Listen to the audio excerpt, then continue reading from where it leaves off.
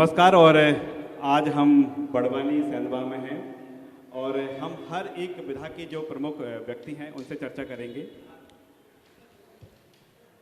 और इस बीच हमारे बीच हैं सरदार वल्लभ भाई पटेल गुरुप कॉलेज के डायरेक्टर साहब मोहन जोशी जी। जोशी जी, आपका बहुत बहुत स्वागत है। धन्यवाद।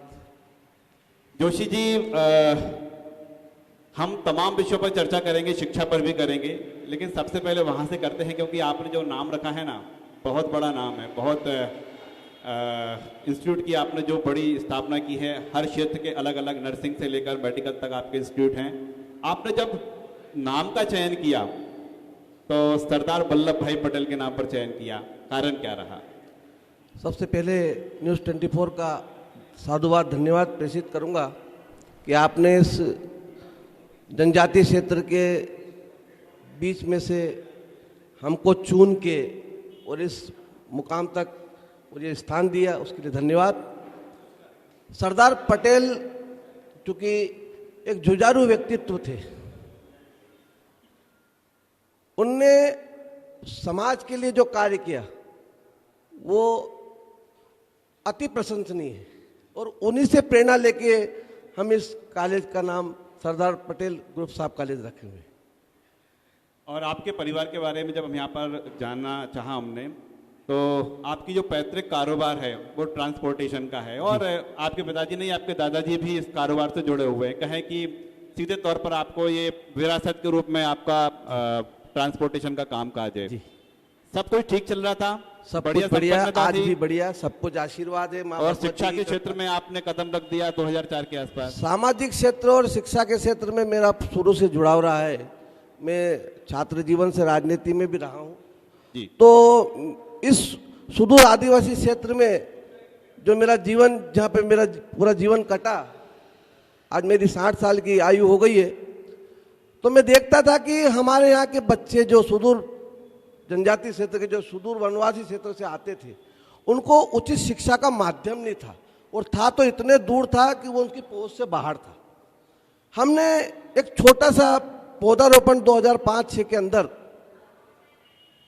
सेंधवा के कुछ हमारे डॉक्टर अभय पांडे जी को साथ में लेकर और हमने एक नियोजन किया और सबसे पहले हमने बीएड डीएड कॉलेज की स्थापना कर पहला पौधारोपण हमने सेंधवा शहर में किया। उसके पश्चात 2008 में हम सने सने बढ़े और 2008 में इंजीनियरिंग कॉलेज की स्थापना आपके इस वनवासी क्षेत्र में हमने की। उसमें सफलता प्राप्त करने के बाद 2000 कॉलेज में हमारा मन करा कि क्यों ना शिक्षा के साथ साथ, उद्यम के साथ साथ हम स्वास्थ्य को भी क्यों ना उसको परिलक्षित करें, क्योंकि हमारा क्षेत्र जनजातीय क्षेत्र है और यहाँ पर स्वास्थ्य अभाव के कारण हम बहुत तकलीफ पाते हैं हमारे लोग। तो हमने 2011 के अंदर नर्सिंग कॉलेज की स्थापना करी। उसमें सफलता प्राप्त करने के बाद हम 2017 में फार्मेसी की स्थापना करी और आज वर्तमान परिप्रेक्ष्य में हम आपके लिए वेटनरी कॉलेज चला रहे हैं। ये सब इस क्षेत्र के लोगों का सहयोग और उनका उत्साहवर्धन हमारे लिए प्रेरणा सूत्र है और माँ भगवती का आशीर्वाद है। माँ भगवती का आशीर्वाद है। जब आपने ये जो तमाम इंस्टीट्यूट की आप स्थापना कर रहे थे, तो आपको लगा कि ये तो वो इलाका है जहाँ पर कि एक भी उच्च शिक्षण संस्थान नहीं है? ऐसा तो नहीं है कि पैसा तो लगा रहे हैं, रिटर्न नहीं आया, तो कभी मन में लगा आपको ये? जैसा आपने एक बहुत बड़ा प्रश्न किया, सुदूर ग्रामीण क्षेत्र में कोई चीज़ को लगाना मतलब तिनकों के अंदर में से सुई को ढूंढने वाली स्थिति है। समस्याएं काफ़ी कठिन नहीं, सामाजिक स्तर पे हो या प्रशासनिक स्तर पे हो या राजनीतिक स्तर पे हो, पर एक दृढ़ संकल्प जो हमारे डायरेक्टर, जो इस क्षेत्र के मजबूत कार्यकर्ता मेरे अभय पांडे जी हैं, उनने एक ही लक्ष्य बोला कि हमें इस क्षेत्र में पैसा नहीं कमाना है। अगर ये यूनिट अपन बाहर डालेंगे तो अपने को कोई परेशानी नहीं आएगी और पैसा भी बहुत मिलेगा, पर उसको हमने परिलक्षित नहीं किया। हमने किया कि हमारा जो हमारे क्षेत्र का बालक है उसको उच्च शिक्षा मिलना चाहिए और उसके लिए हम सतत प्रयासरत रहे और हर कठिनाइयों का सामना, चाहे वो अदृश्य हो या दृष्टिपात करने वाली से कठिनाइयाँ हैं, उनका हमने सामना करा। हम 2025 में आपसे बात कर रहे हैं। यदि हम 20-25 साल पहले चलें तो हमारा सेंधवा, हमारा बड़वानी, यहाँ पर उच्च शिक्षा की व्यवस्था किस तरह की थी? खासतौर पर हम जहाँ बैठे हुए हैं सेंधवा, यहाँ पर सबसे पहले सेंधवा कॉलेज एक हाई सेकेंडरी के रूप में यहाँ पे स्थापित हुआ था। उसके बाद सेंधवा जी। कॉलेज सरकारी कॉलेज क्या जी। डला था, और हमारे यहाँ के बालक या तो बड़वानी जाके एडमिशन लेते थे या सुदूर इंदौर जाके एडमिशन लेते थे। बहुत भयावह स्थिति थी, दयनीय स्थिति। यानी हायर एजुकेशन लेना है तो या तो बड़वानी या कम से कम जी। या फिर इंदौर की ओर जी। या फिर बोरावा कॉलेज खरगोन, जो खरगोन में कॉलेज बना था, उसकी बात करते हैं। जी, वो भी हमारे समकक्षी, हमारे साथ का ही है। मतलब खरगोन से ही अलग होकर आप बड़वानी बनाए जी। जिला जी। तो वहीं जाना और कोई विकल्प हो यहाँ पर? और कोई विकल्प नहीं था। या फिर आप महाराष्ट्र में, और महाराष्ट्र में बहुत सारी कठिनाइयों का सामना करना पड़ता था। भाषा की दिक्कत आती थी, और उनकी पढ़ाई का स्टाइल अलग टाइप था। अपने यहाँ जो एजुकेशन दिया जाता था वो अलग स्टाइल का था, तो बच्चों को वो सेक्रीफाइस, हाँ, जो बहुत ज़्यादा बुद्धिमान बच्चे थे वो तो अपने आप को कर लेते थे, पर हमारे जो यहाँ पे जनजातीय क्षेत्र के जो बच्चे हैं, उनमें बहुत सारी ऊर्जा है। ये मेरी बेटियां बैठी, आप पूछिए उनसे जाके कोई प्रश्न, तो उनके अंदर करने की लालसा इतनी है, और उनको एक उचित मंच की आवश्यकता थी, और वो हमने मुहैया करने का प्रयास किया। अब हम करें कि आप 20 साल बाद बात कर रहे हैं, 2004 के बाद 2025 में 21 साल बाद, अब क्या इस तरह शिक्षा का सेंधवा में? अभी वर्तमान परिप्रेक्ष्य में हमारा प्रयास ये रहा कि हर बच्चा, आज मेरे सभी यूनिटों के अंदर 2000 बच्चे शिक्षा ग्रहण कर रहे हैं। हमारा मूल लक्ष्य यही है कि हर बच्चे तक शिक्षा पहुंचे, और जो हमारे यशस्वी प्रधानमंत्री का जो एक मूल आधार है, उनने जो लक्ष्य बना के चला कि हर क्षेत्र में विकसित होना है, और उसके बाद विकासशील होकर और अपने आप को विकासशील घोषित करना है। हम उसमें से एक छोटा सा प्रयास, जैसे राम सेतु के निर्माण के समय हर व्यक्ति प्रयासरत था उस सेतु को, पर एक छोटी सी मछली भी अपने मुंह में एक रेत भरकर और वहां पर डाल रही थी, तो किसी ने पूछ लिया उससे कि भाई तेरे इसमें क्या उपयोगिता है? तो बोले मेरा सिर्फ नाम तो रहेगा कि एक मछली का भी इसमें योगदान है। उस योगदान को स्वरूप मान के हम इस कार्य को निरंतर दे रहे हैं। अभी हम वर्तमान परिप्रेक्ष्य की बात करें तो अच्छी शिक्षा व्यवस्था तब मानी जाएगी जब वो रोजगारोन्मुखी हो, जब उस शिक्षा प्राप्त करने के बाद रोजगार मिले।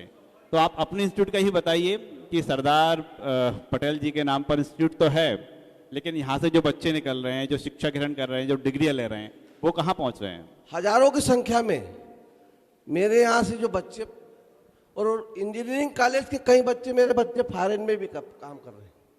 आपको यानी सेंधवा से निकल के वो बच्चों ने अपने आप को स्थापित करके वो फॉरेन में कॉलेज का नाम रोशन कर रहे हैं। दूसरा, नर्सिंग के जो मेरी कॉलेज चल रही है, उसमें सैकड़ों बच्चियां, चाहे वो प्राइवेट क्लिनिक हो, चिकित्सक केंद्र हो या गवर्नमेंट का, उसमें वो अपनी सेवाएं दे रही है। और निर्बाध रूप से आपको इस प्रसन्ना की 2019 कोविड के चक्कर में जब मैं एक बड़े हॉस्पिटल में गया, और जहाँ उस उहापोह में तो आप भी जानते हो कि कोई किसी को जानता नहीं था, पर वहाँ एक हमारे इंस्टीट्यूट से पढ़ी हुई बच्ची ने, उसने मेरे को देख के प्रणाम किया, और जो उसने मेरे को सहयोग किया, तो मैं अभिभूत हुआ उस अवसर को कि आज जो मैंने किया उसका मूल स्वरूप जो मुझे देखने को मिला, उससे मैं अपने आप को संतुष्ट मानता हूं। तो मेरा ऐसा मानना है कि हजारों की संख्या में बच्चों ने हमारे यहाँ जिनने एजुकेशन लिया है वो विभिन्न पदों पर विराजमान है। यहाँ पर बहुत सारे बच्चे बैठे हुए हैं, स्टूडेंट हैं, उनसे भी हम बातचीत करेंगे।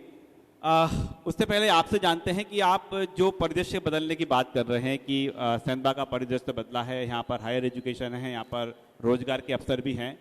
ये प्राइवेट सेक्टर में तो अपने आप पर आप देख ही पा रहे हैं, लेकिन क्या सरकारी स्तर पर इसमें भी कोई सुधार हुआ है, कोई आवश्यकता है? आपका सजेशन क्या है?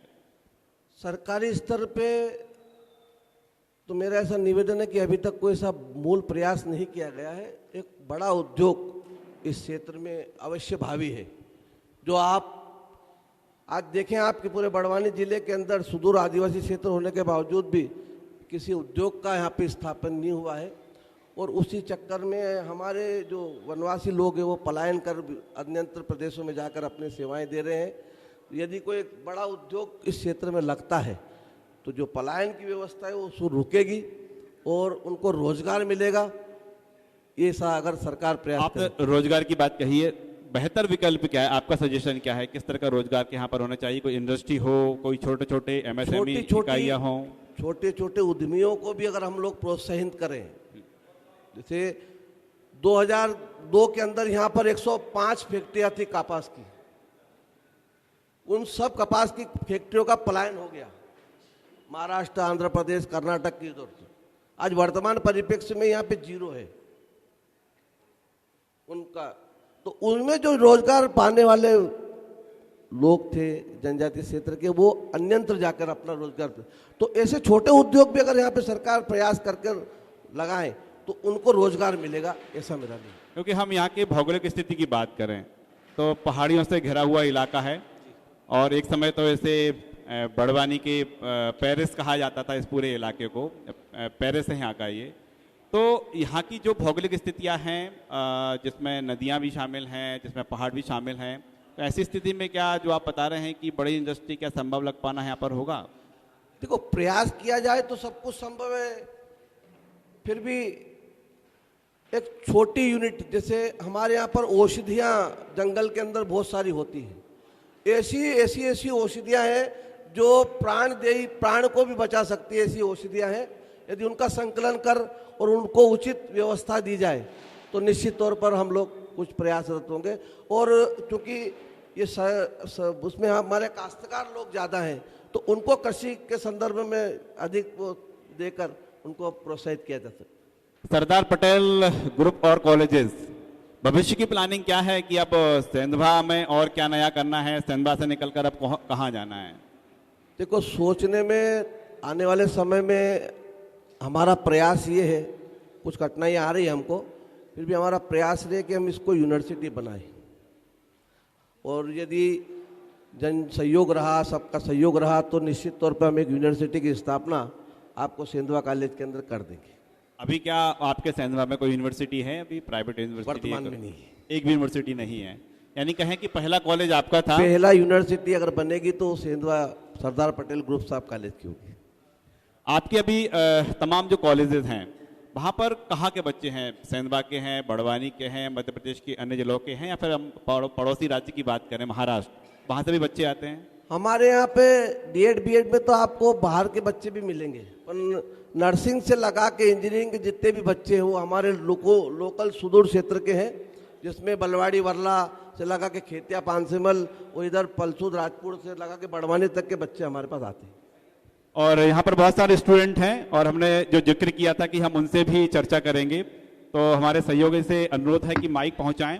और एक कोई स्टूडेंट जो आप यहाँ पर बैठे हुए हैं, शिक्षाविद आपके वरिष्ठ भी हैं, आप भविष्य की प्लानिंग को लेकर, सेंधवा को लेकर, शिक्षा को लेकर अपनी कुछ बात रखना चाह रहे हैं, रख सकते हैं जी। आप बताएं, अपना माइक पकड़ें और अपना खड़े हो जाएं, आप अपना नाम बताएं और क्या सवाल है आपका, पूछें। Good morning, respected guests and my dear friends. I am from Niwali and I am BSc nursing student. जी, क्या सवाल है आपका? सर, मुझे BSc नर्सिंग करना था, तो हमको बाहर जाके भी वही फैसिलिटीज़ यहाँ पे भी मिल रही थी, तो हमने यहीं पे हमारा एडमिशन करवा लिया।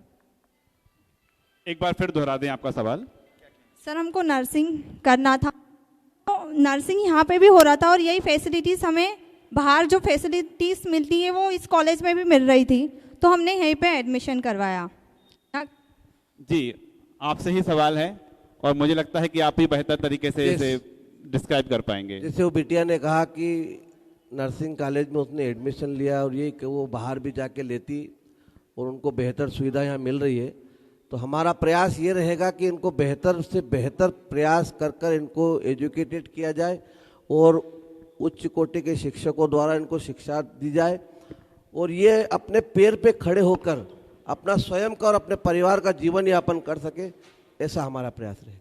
चलिए, आप चूंकि इंस्टीट्यूट तो चला ही रहे हैं, आप डायरेक्टर हैं, लेकिन एक शिक्षाविद के नाते हमारे जो तमाम स्टूडेंट बैठे हुए हैं और जो न्यूज़ 20 पर मध्य प्रदेश छत्तीसगढ़ लल्लूराम.com भी ये कार्यक्रम देख रहे हैं, उन परिवार के स्टूडेंट्स को, उन स्टूडेंट्स को लेकर आपकी जो शिक्षाविद के नाते क्या राय है, क्या सलाह है, जरा वो मशवरा भी दीजिए। मेरा इस वर्तमान पीढ़ी से एक ही निवेदन है कि आप एक लक्ष्य को बनाएं और उस लक्ष्य को प्राप्त करने के लिए अपना सर्वत्र न्यौछावरित करें। आपके पास एक मोबाइल है, उसमें बहुत सारी गंदगी भी है और बहुत सारी अच्छाई भी है। हम वर्तमान परिप्रेक्ष्य में देख रहे हैं कि इसका दुष्प्रभाव हमको बहुत ज़्यादा ग्रहण कर रहे हैं और इसकी अच्छाइयों से हम दूर होते जा रहे हैं। तो मेरा इस युवा पीढ़ी से एक ही निवेदन है कि उसकी अच्छाई को ग्राह्य करें और उसकी बुराइयों को डंप करें। अगर हम ये सब कर पाएंगे तो निश्चित तौर पे अपना लक्ष्य प्राप्त भी करेंगे। और मेरा ऐसा विश्वास है कि सुदूर ग्रामीण क्षेत्र की जो बालिकाएं हैं उनमें ये एबिलिटी है सर, कि वो हर चीज़ को प्राप्त करने की क्षमता है।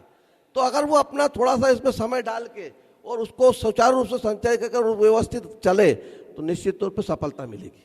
तो गुरु ज्ञान की बात करें, गुरु ज्ञान यही है कि जो आज का दौर है जिस हम टेक्नोलॉजी की बात कर रहे हैं, वो वरदान भी है, अभिशाप भी है, और ये तय आपको करना है, ये भविष्य को करना है कि वो उसका उपयोग कैसे करता है। और मध्य प्रदेश का भविष्य आज जो हम बड़वानी व सैनमा में तलाशने आए हैं, वहां से सबसे पहले जो हमारी चर्चा हुई है उसमें गुरु ज्ञान की एक बारीक बात निकलकर सामने आई है। हमसे चर्चा करने के लिए बहुत बहुत शुक्रिया। धन्यवाद।